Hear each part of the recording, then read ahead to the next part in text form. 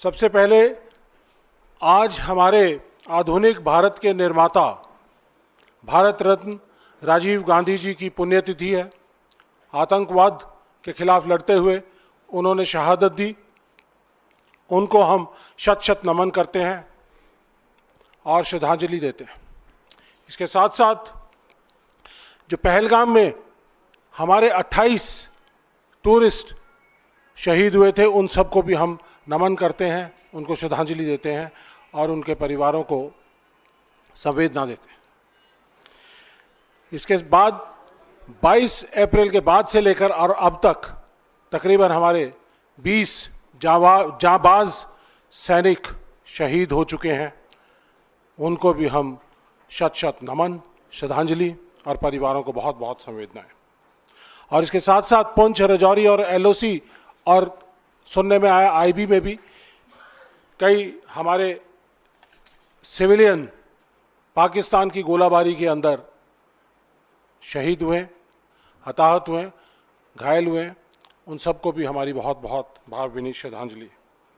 मैं इस श्रद्धांजलि का क्रम जो है डेट के हिसाब से कर रहा हूँ, तो सभी जितने भी हमारे शहीद हैं वो हमारे लिए सर्वोपरि हैं, माननीय हैं, आदरणीय हैं, पूजनीय हैं।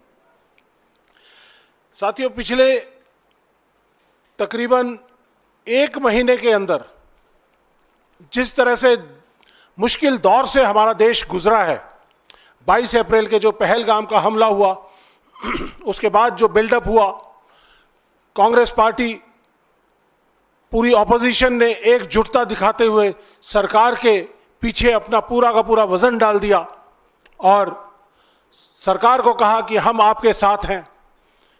जो भी इन टेररिस्ट और आतंकी हमलों के जो आका हैं, वो कहीं भी बैठे हो, चाहे वो कोई भी हो, चाहे वो पाकिस्तान हो, हर एक आदमी को सबक सिखाना जरूरी है और हम आपके साथ हैं। कांग्रेस वर्किंग कमेटी की 3 बैठकें हुई, उन्होंने एक स्वर में एक ही रेजोल्यूशन किया कि हम लोग आपके साथ हैं, जो भी फैसला करोगे हम आपके साथ हैं। उसके बाद सरकार ने ऑपरेशन सिंदूर लॉन्च किया। हम सब ने उसको बहुत सराहा। मिलिट्री को जो ऑब्जेक्टिव दिए गए, 9 टारगेट्स को ध्वस्त करने के, 6 और 7 की रात को उन्होंने बखूबी उसको अंजाम दिया और कमाल तरीके से जो प्रिसीजन स्ट्राइक किया, मिसाइल से, जहाज़ों से और ज़मीनी गोलाबारी से एलओसी के ऊपर जिस तरह से स्ट्राइक किया, और उसके बाद खासकर जो भावलपुर और मुरीद के कैंप्स जो हैं उनको उड़ाने का काम किया, उसके लिए सारे देश ने उनकी सराहना की। लेकिन पाकिस्तान ने उसके साथ जो काउंटर अटैक किया, काउंटर ऑफेंसिव लॉन्च किया, उस काउंटर ऑफेंसिव के बाद जो हमारी एयर डिफेंस प्रणाली जो तैयार की गई थी बहुत समय से, जिसके 6 लेयर्स हैं, शोल्डर फायर से लेके surface to surface, surface to air, जिस तरह के हमारे रेडार्स थे, इलेक्ट्रोमैग्नेटिक स्पेक्ट्रम ने जिस तरह से काम किया, हमारे आर्मी एयरफोर्स ने जबरदस्त तरीके से जो डिलीवरी की है, जो उनको ऑब्जेक्टिव दिया, वो 100% अचीव किया गया। और इस आतंकवाद के खिलाफ लड़ने की लड़ाई के अंदर हम सब लोग, आप लोग सब देश के साथ थे, सरकार के साथ थे। लेकिन जब हम जीत रहे थे, पाकिस्तान के ड्रोन अटैक, पाकिस्तान की मिसाइल अटैक और पाकिस्तान के तरह तरह के, तमाम तरह के गोला बारूद के जो अटैक हो रहे थे हमारे लाइन ऑफ कंट्रोल, जो कि ऊपर स्कार्दू से लेकर नीचे पुंछ, राजौरी, अखनूर तक आती है, और फिर उसके बाद आईबी पठानकोट से चालू, कठुआ, सांबा, पठानकोट, अमृतसर, गंगानगर, बीकानेर, जैसलमेर और नीचे भुज, नलिया, वहां तक हमारी पूरी की पूरी आईबी और एलओसी पूरी तरह से एक्टिवेटेड थी। फौज तैयार थी और फौज ने उनके सारे के सारे जितने भी हमले थे उनको नाकाम कर दिया। हमने उसको देखा। और आप में से कई टीवी चैनल तो ऐसे हैं जिन्होंने मेरे ख्याल से 9 और 10 की रात को शायद किसी ने इस्लामाबाद पे कब्जा कर लिया था, किसी ने लाहौर पे कब्जा कर लिया था और किसी ने शायद कराची के ऊपर भी कब्जा कर लिया था। तो ये माहौल था पूरे देश का। सुबह 10 बजे जो प्रेस कॉन्फ्रेंस हुई मिनिस्ट्री ऑफ फाइनेंस की, मिनिस्ट्री ऑफ डिफेंस की, जो हमारी लेडी ऑफिसर्स हैं, और साथ साथ जो फॉरेन सेक्रेटरी हैं मिस्री साहब, इनकी जो बॉडी लैंग्वेज थी वो ऐसी थी कि जैसे आज हम बहुत कुछ डिलीवर करने वाले हैं। चौथा दिन था लड़ाई का, लेकिन अचानक शाम होते होते हम सबके चेहरे धूमिल पड़ते चले गए और अचानक सीज फायर का अनाउंस हुआ। और इस सीज फायर जिन हालातों में अनाउंस हुआ है, और सीज फायर अनाउंस होने से पहले आधा घंटा पहले यूएस प्रेसिडेंट ट्रंप कहते हैं कि हमने सीज फायर जो है दोनों देशों में करवा दिया है। और जो तरीका उसके लिए अपनाया गया कि भारत की नहीं 10,000 किलोमीटर दूर अमेरिका की धरती से ये सीज फायर अनाउंस हुआ, ये हमारे लिए शर्म की बात थी। देश एकजुट था इस पूरे हालात में, लेकिन सरकार ने लोगों के दिलों का, लोगों के जज्बातों का सौदा किया और अचानक हमारे ऊपर यह सीज फायर थोप दिया। हम इस पूरे प्रकरण में 22 अप्रैल से लेके और 10 तारीख को सीज फायर होने तक हम लोग जो फौजों ने कार्रवाई की है उसको सैल्यूट करते हैं, उनकी वीरता को, शौर्य को, पराक्रम को नमन करते हैं, सलाम करते हैं। और ये फौज, भारतीय फौज वर्ल्ड की नंबर 1 फौज थी। ये उन्होंने एक बहुत ही बेहतरीन जिस तरह से उदाहरण दिया इन ऑपरेशंस के अंदर, उसके लिए हम उनको सैल्यूट करते हैं। लेकिन उसके बाद अब क्योंकि ऑपरेशन सिंदूर को रोक दिया गया है, पोस्टपोन कर दिया गया है, अलग अलग भाषाएं बताई जाती हैं इसके बारे में, लेकिन जब यह रुक चुका है ऑपरेशन सिंदूर फिलहाल के लिए, टेम्परेरीली अगर रुक चुका है, तो आज हमें जरूरत है आंकलन करने की कि क्या इस दौरान हमने क्या खोया और क्या पाया। और इसके लिए सवाल सरकार को देने पड़ेंगे, सरकार को ये सवाल देने पड़ेंगे, अकाउंटेबिलिटी फिक्स करनी पड़ेगी, जिम्मेदारियां लेनी पड़ेंगी कि इस हमले के जिम्मेदार कौन। तो साथियों, इस सारी चीज को देखते हुए हम लोगों ने, कांग्रेस पार्टी ने फैसला किया कि हम लोगों के बीच में जाएंगे। और पहले कार्यक्रम 20 से 30 का दिया गया था, लेकिन थोड़ा 24 तारीख से लेके और 31 तारीख तक प्रोग्राम्स तय हुए हैं। जय हिंद सभा, हम सब लोगों के बीच में, भारतवासियों के बीच में जाएंगे। पहले फेज के अंदर 16 शहर चुने गए हैं और जय हिंद सभाएं वहां पर की जाएंगी। ये सभाएं हमारे सैनिकों को नमन करने के लिए, हमारे जो सर्विंग सैनिक हैं, सोल्जर्स हैं, उन्होंने जो काम किया है उनकी वीरता को सलाम करने के लिए, नमन करने के लिए, और जो हमारे पूर्व सैनिक जिन्होंने आज तक काम किया है 1962 की, 65 की, 71 की, कारगिल की, IPKF में, और आज तक जो काम कर रहे हैं, उसके लिए सब लोग सलाम करते हैं। और उनको फोकस में रखते हुए हम लोग उनको ऑनर करना चाहते हैं, उनको ऑनर करेंगे इन सभाओं के अंदर। और साथ साथ एक जिम्मेदार विपक्ष होने के नाते हमारी भी जिम्मेदारी है कि सरकार ट्रांसपेरेंटली सब लोगों के बीच में आए और बताए कि ये कैसे 22 अप्रैल का पहलगाम का हमला हुआ और कैसे ऑपरेशन सिंदूर लॉन्च किया गया और क्या हमने इसके अंदर खोया, क्या पाया, और किस तरह से हमारा सीज फायर थर्ड पार्टी से हुआ। और इसके साथ साथ जो एक्सटर्नल अफेयर मिनिस्टर हैं, जिन्होंने जिस तरह से उनकी बयान आया, मैं अब एक एक करके हर चीज़ के ऊपर करूंगा। जहां तक बात है सिक्योरिटी फेलियर, ये 22 अप्रैल का जो पहलगाम का हमला था, वहां पर ना तो कोई सिक्योरिटी पोस्ट थी, ना कोई चेक पोस्ट थी, ना कोई पिकेट थी, ना कोई सिपाही था, ना पैरामिलिट्री फोर्सेस थी। ऐसा हमने कभी नहीं देखा।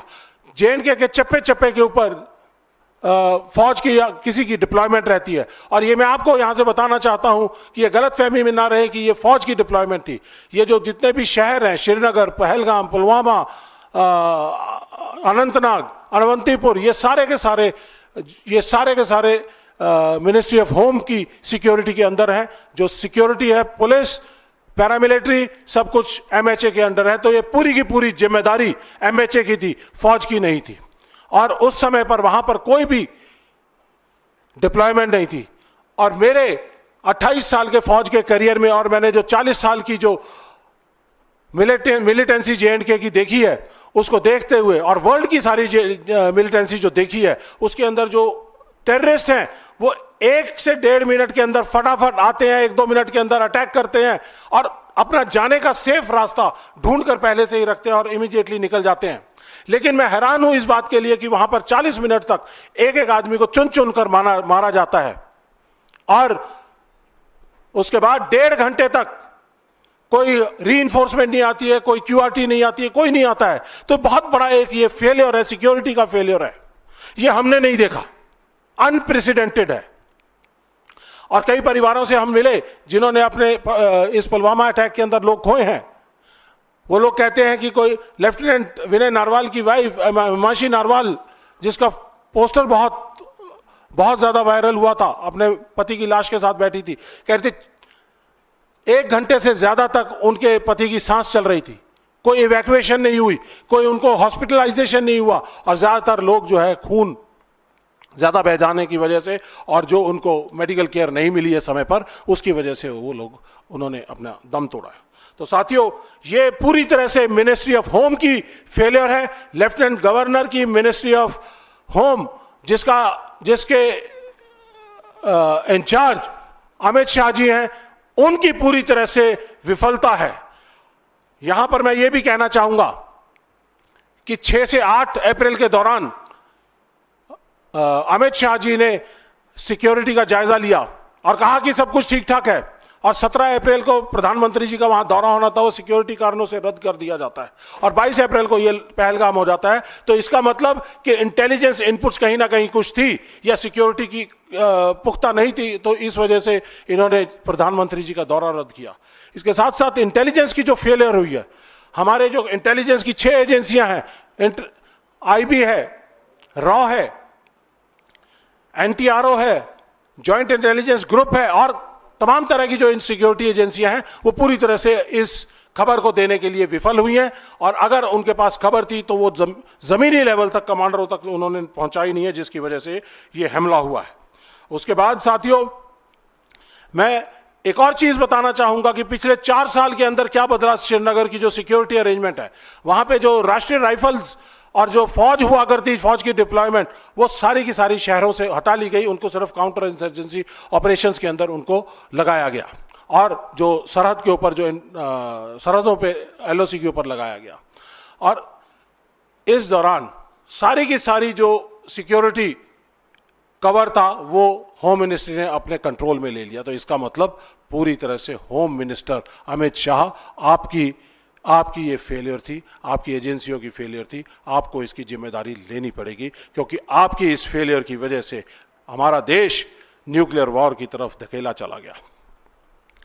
इसके साथ साथ एक और चीज जो मैं कहना चाहता हूं कि जो इससे कनेक्टेड बात है, सिक्योरिटी से रिलेटेड, क्योंकि सिक्योरिटी की जो डिप्लॉयमेंट है, जो हमारी राष्ट्रीय राइफल यूनिट्स हैं या J&K में डिप्लॉयड यूनिट्स होती हैं, उनकी 110% स्ट्रेंथ उनकी मेंटेन की जाती है।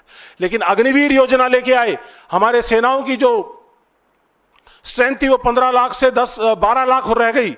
हर साल 80,000 के 75 से 80,000 के आसपास हमारे रिक्रूट हुआ करते थे। 2020, 21, 22 के अंदर कोई रिक्रूटमेंट नहीं, और उसके बाद 23 और 24 में जो रिक्रूटमेंट हुई है वो 75-80,000 की जगह पे 40 से 45,000 हुई है। तो हमारी 3 लाख से ज़्यादा फौज कम हो गई, जिसकी वजह से थिन डाउन हो गई हमारी डिप्लॉयमेंट। और ये जो हमारे जो सेक्टर्स थे, जो RR के अंदर 75% स्ट्रेंथ के ऊपर काम कर रहे थे, जो पहले 110% के ऊपर काम कर रहे थे, तो ये पूरी की तौर पर हमारी जो ऑपरेशनल एरियाज थे वो हमारे थिन डाउन हो गए, हमारी गैप जो है वो बढ़ गया, तो उससे इन्फिल्ट्रेशंस का जो के ऊपर असर पड़ता है।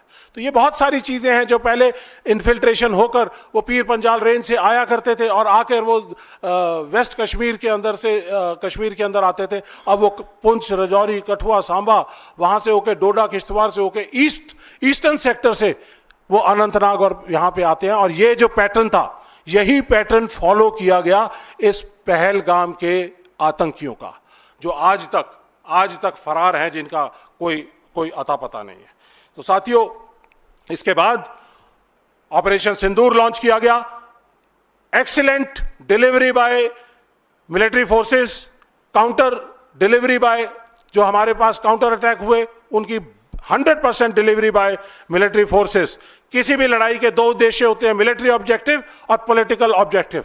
मिलिट्री ऑब्जेक्टिव 100% अचीव किया, जितना उनको लिमिटेड टारगेट दिया गया, लिमिटेड ऑफेंसिव का टारगेट दिया गया, पूरा किया। उसके बाद पॉलिटिकल ऑब्जेक्टिव के अंदर हमारे प्रधानमंत्री जी कहीं ना कहीं फेल हो गए। वो कहते थे, बहुत समय से कह रहे थे कि हम पता नहीं क्या का क्या कर देंगे।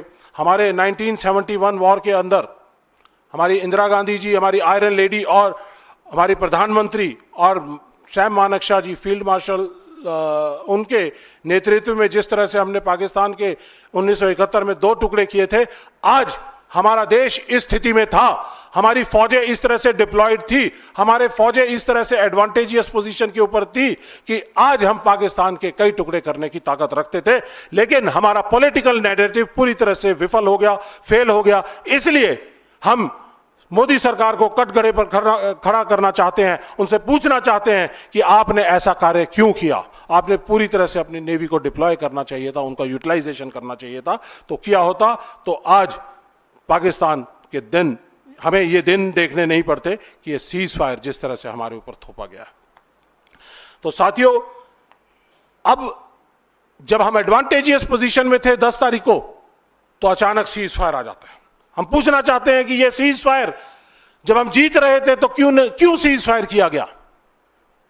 हम ये भी पूछना चाहते हैं कि ये तीसरी धरती से, थर्ड पार्टी के यूएसए की धरती से हमारा जो सीज फायर करवाया गया, इसके हम पक्ष में नहीं, हम इसको कतई मंजूर नहीं करते हैं।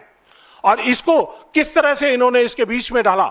यूएस प्रेसिडेंट ट्रंप कहते हैं कि मैंने सीज फायर करा दिया। मैंने उनको बोला, दोनों कंट्रीज को बिठाकर, कि आप बहुत स्ट्रांग कंट्रीज हैं, आप बराबर के देश हैं, कश्मीर के ऊपर आप कितने ही सालों तक लड़ते रहे, हजारों सालों तक लड़ते रहेंगे, लेकिन फिर भी मैं अगर समझौता करा सकूं तो मैं करवा दूं। ऐसी ऐसी बातें अगर वो कहते हैं और मोदी जी उसको नकारते नहीं है, तो इसका मतलब कहीं ना कहीं पे साइलेंट हां है उनकी।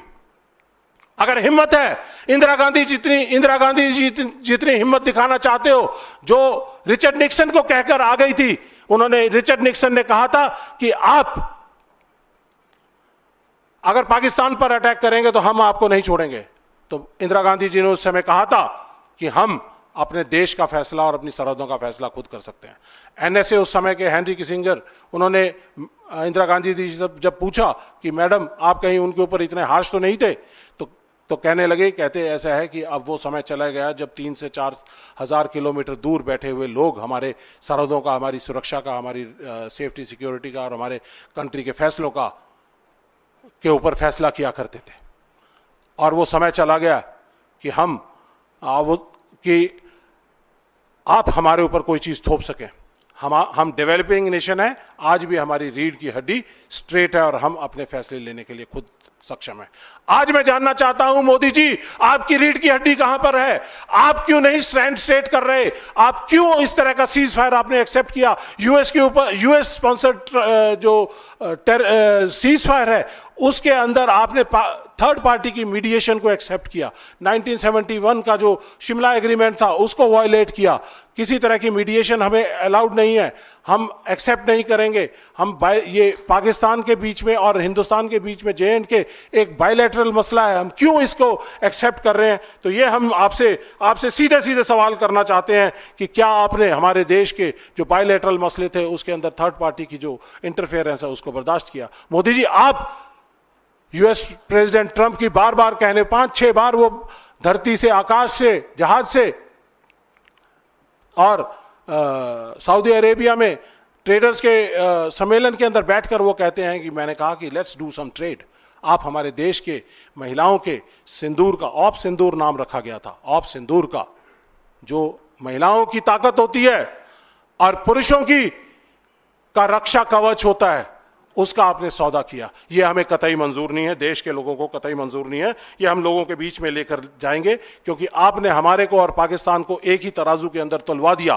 पाकिस्तान जो फेल्ड स्टेट है, रोग स्टेट है, और वर्ल्ड का जहां जहां पे भी टेरर जहां से पनपता है तो उसका एपी सेंटर वहां दिखाई देता है। तो इसलिए मैं ये कहना चाहूंगा आपको कि आपने हमारे देश की मान और मर्यादा को कम करने का काम किया है, वो हमें कतई एक्सेप्टेबल नहीं है, क्योंकि भारत देश इस समय पे चौथी बड़ी इकोनॉमी है और वर्ल्ड की सबसे बड़ी और सबसे ताकतवर सेना का मालिक है। आप इंदिरा जी जितनी ताकत दिखाइए और यूएस प्रेसिडेंट ट्रंप को कहिए कि आपने मीडिएशन नहीं कराई, हमें मीडिएशन मंजूर नहीं है, हमें ये सीज फायर आपके द्वारा कराया हुआ मंजूर नहीं है, हम अपने फैसले खुद लेंगे, तो उस दिन मोदी जी हम आपको कहेंगे कि आपके अंदर भी सही रीढ़ की हड्डी है। इसके बाद एक्सटर्नल अफेयर मिनिस्टर हमारे देश के, वो कहते हैं कि at the start of operations we informed our counterparts, कि हमने अपने काउंटर पार्ट्स को इन्फॉर्म किया कि हम मिलिट्री टारगेट्स को हिट कर रहे हैं, टेररिस्ट टारगेट्स को हिट कर रहे हैं, मिलिट्री एस्टेब्लिशमेंट या किसी को भी हिट नहीं करेंगे, तो आप दूर रह सकते हैं। लेकिन उन्होंने ऐसा नहीं, हमारी एडवाइस नहीं मानी। तो मैं ये external affair minister S Jaishankar ji से सीधे सीधे सवाल करना चाहूंगा कि जब हमारी देश की सेनाएं लड़ रही थी, जब हमारे जहाज उनके ऊपर अटैक करने के लिए जा रहे थे, जब हमारे एलओसी के ऊपर फायरिंग चल रही थी, हमारी मिसाइल जाने को तैयार थी, आपने स्टार्ट ऑफ ऑपरेशन का मतलब यह है कि 1:05 पे अगर ऑपरेशन स्टार्ट हुआ है तो आपने एट स्टार्ट ऑफ ऑपरेशन उनको बता दिया कि हम आ रहे हैं। इसका मतलब क्या हुआ कि आपने उनकी इलेक्ट्रोमैग्नेटिक जो रेडार्स हैं, एयर डिफेंस है, उनको सबको सचेत कर दिया। आपने हमारे मिशन पायलट्स को खतरे में डाल दिया।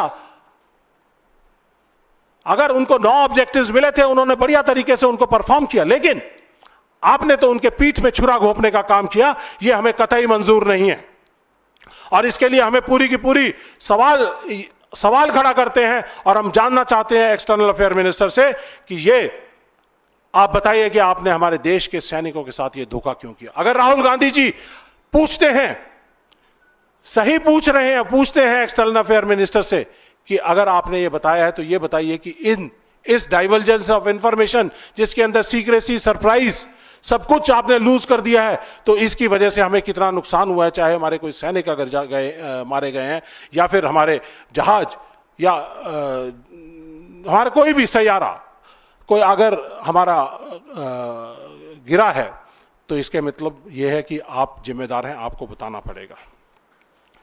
और साथियों, इसके साथ साथ मैं ये कहना चाहूंगा कि सरकार की जिम्मेदारी होती है कि सोल्जर्स को हौसला देकर, ताकत देकर, हथियार देकर लड़ाई के मैदान में उतारें।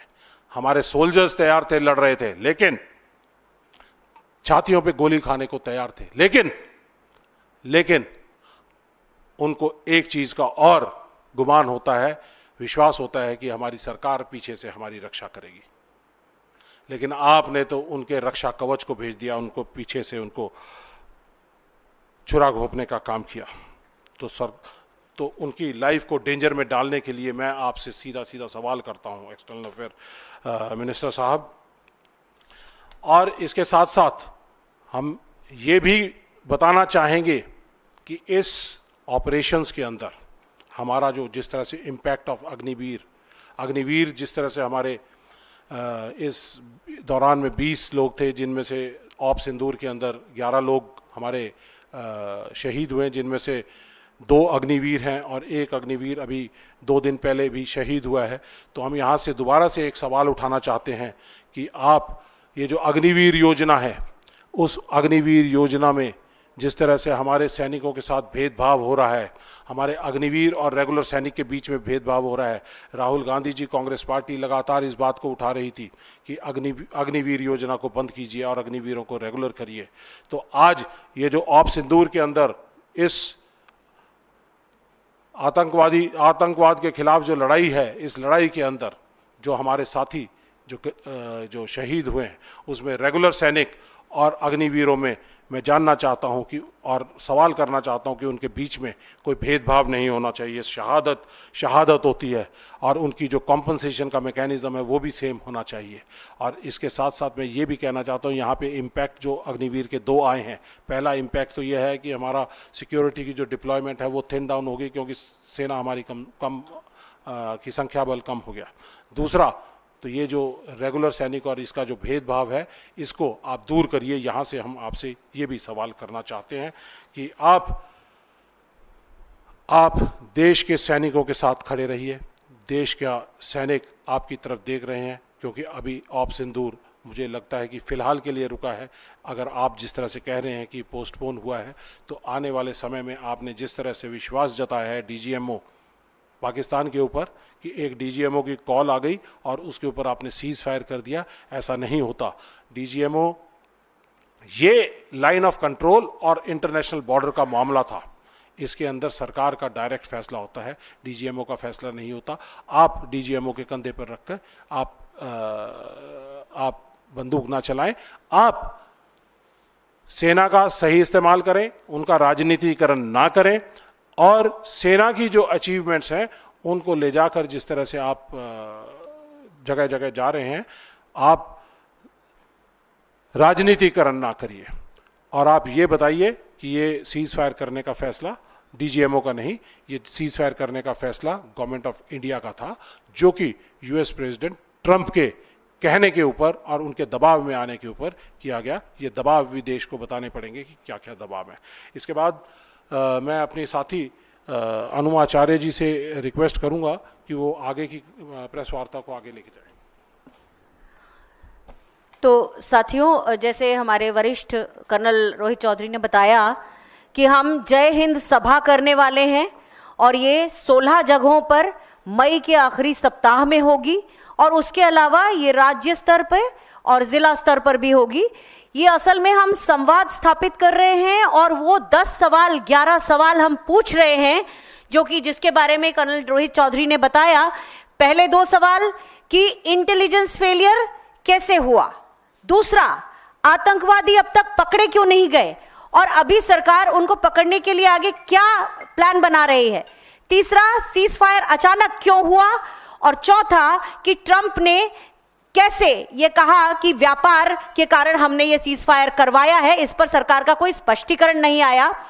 पांचवा ये कि जो विदेश मंत्री हैं एस जयशंकर, उन्होंने कैसे पहले से ही प्लान बताकर जो आर्म फोर्सेस की टाइम, स्पेस और क्वांटम की एक स्ट्रेटजी होती है, उसको कैसे वो तितर बितर हुई।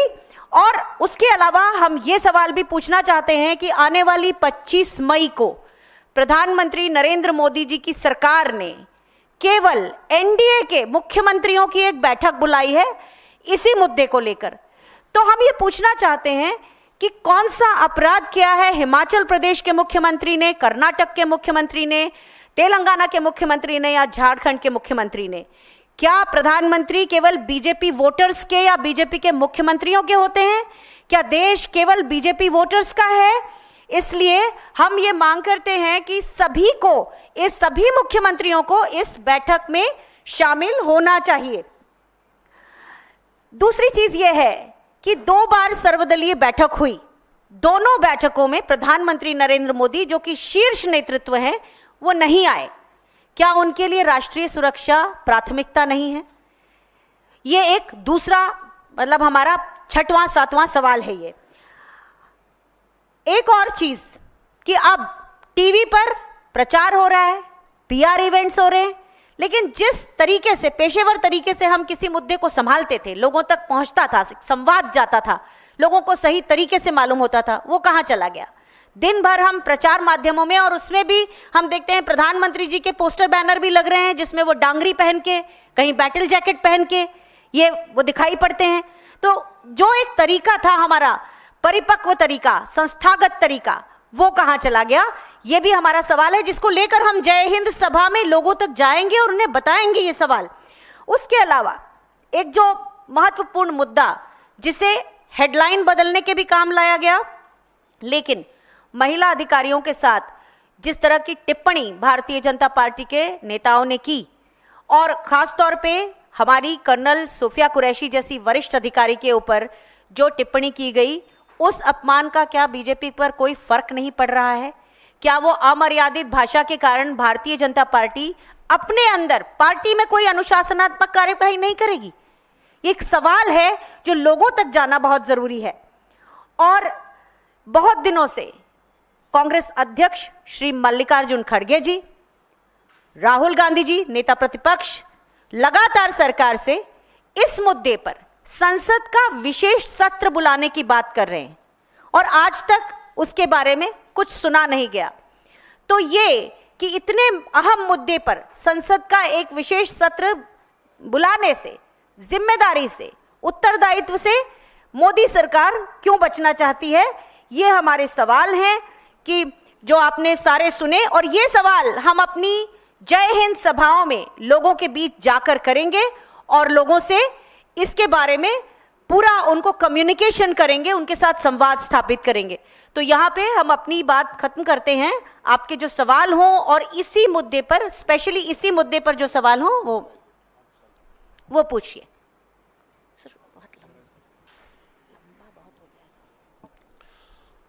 तो साथियों, अभी इसको एक बार समराइज कर देते हैं सारी चीज़ को कि अकाउंटेबिलिटी फिक्स करनी पड़ेगी। ये हमारे सेनाओं की 100% सक्सेस थी, गवर्नमेंट की पॉलिटिकल फेलियर था। और इसके साथ साथ जो पॉलिटिसाइजेशन जैसे ये कह रहे हैं हमारे साथी, उन्होंने बताया कि जिस तरह से पुराने सेल्फी पॉइंट, मेरी माटी मेरा देश, इस तरह की बहुत सारी चीज़ें वो करते रहे हैं और सैनिकों को जो छुट्टी जाते थे उनको प्रचार करवाते थे, सरकारी चीज़ों का प्रचार कराते थे। तो ये ऑप सिंदूर का प्रचार कराने से गुरेज करें और come out clean, this is what we want. और अब इस मुद्दे के ऊपर हम इस पहलगाम को इतिहास के पन्नों में गुम नहीं होने देंगे। ये जय हिंद सभाएं, ये पूरे देश में संवाद करके बताया जाएगा कि जैसे पठानकोट, पुलवामा, ये आपने उनके ऊपर किसी की जिम्मेदारी तय नहीं की, तो पहलगाम हमले के ऊपर और आज उसके बाद ऑप सिंदूर के ऊपर आपको जिम्मेदारियां तय करनी पड़ेंगी। अमित शाह जी को हटाना पड़ेगा। आपको जो भी इस पूरे प्रकरण में जो एजेंसीज हैं, चाहे वो इंटेलिजेंस और सिक्योरिटी एजेंसीज हैं, उनके खिलाफ आपको कार्रवाई करनी पड़ेगी। और जय हिंद सभा के जो प्रोग्राम्स हैं वो मैं थोड़ा सा आपको एक बार बता देता हूं कि हमने अभी पहले फेज़ के अंदर 16 जगहों के ऊपर हमने जय हिंद सभा जो है ऑर्गेनाइज करने का फैसला किया है। चंडीगढ़ में 25 मई को होगी। इसके थोड़ा डेट्स का रहेगा इसके अंदर, सचिन पायलट जी करेंगे। उसके बाद कोचीन के अंदर 26 मई को विंग कमांडर अनुआचार्य जी जाएंगी। बाड़मेर के अंदर श्री रणदीप सुरजेवाला जी 26 तारीख को जाएंगे। पटना मुजफ्फरपुर में 27 मई को श्री गौरव गोगोई जी जाएंगे। कोलकाता 27 मई को श्री सप्तगिरी उलाका जी जाएंगे। बेंगलुरु 28 मई को मुकुल वासनिक जी जाएंगे। भुवनेश्वर में श्री दीपेंद्र हुड्डा जी 29 मई को जाएंगे। और गोवा के अंदर 30 तारीख को मैं जाऊंगा। और शिमला 30 तारीख को श्री अजय माकन जी जाएंगे। कोल्हापुर 30 मई को पवन खेड़ा जी जाएंगे। पठानकोट 30 मई को श्री कन्हैया कुमार जी जाएंगे। जबलपुर में 31 मई को भूपेश बघेल जी जाएंगे। हल्द्वानी में 31 मई को प्रोग्राम होगा, हरीश रावत जी जाएंगे। दिल्ली में 31 तारीख को प्रोग्राम होगा और अशोक गहलोत जी जाएंगे। गुवाहाटी, इसके अलावा गुवाहाटी और हैदराबाद है, उसकी डेट्स और जो हमारे AICC से लीडर्स हैं वो जाएंगे। उनका आपको जैसे ही जानकारी होगी वो देंगे हम आपको। इसके साथ साथ ex serviceman department Congress party का, वो भी अपने एक नुमाइंदे को हर जगह पे, इन एडिशन टू दिस, एक नुमाइंदे को भी भेजने का काम करेंगे। और जितने भी हमारे एक्स सर्विसमैन विभाग के और जो एक्स सर्विसमैन ऑर्गेनाइजेशंस हैं, उन सब का हम सहयोग लेकर इन सब में जय हिंद सभा करेंगे और लोगों के बीच में अपनी बात ले जाएंगे ताकि उनको इस पूरे प्रकरण के बारे में पूरी जानकारी हो। इसके संदर्भ में कोई सवाल हो किसी के तो पूछ सकते हैं। दिल्ली में होगा, दिल्ली में जगह हम 31 तारीख को है, जगह चुनकर हम बता देंगे आपको। तो ये 31 तारीख को है, श्री अशोक गहलोत जी होंगे।